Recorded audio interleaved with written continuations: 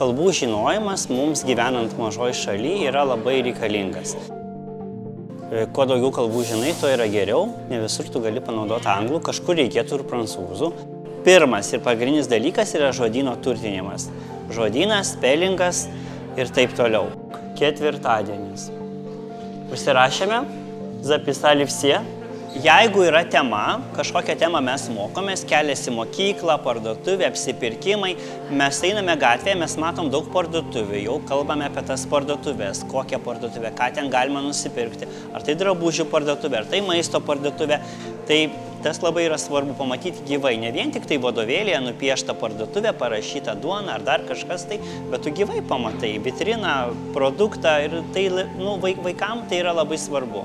Pavyzdžiui, mes pakeičiame erdvę, mes dažnai mėgstam išeiti už mokyklos ribų, pakeisti erdvę, išeiname, kavinėje galime sutikti labai daug užsieniečių.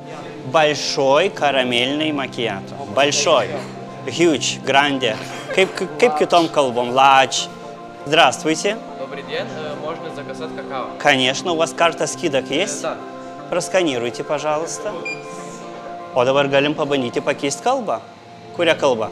Hello. I would like some tea. Ir šiandien čia galėjome matyti ir iš visur atvykusių žmonių ir jie kalba savo kalbą. Nebūtinai tai turi būti anglų, bet tu išgirsti ir tai turi tave užkabinti.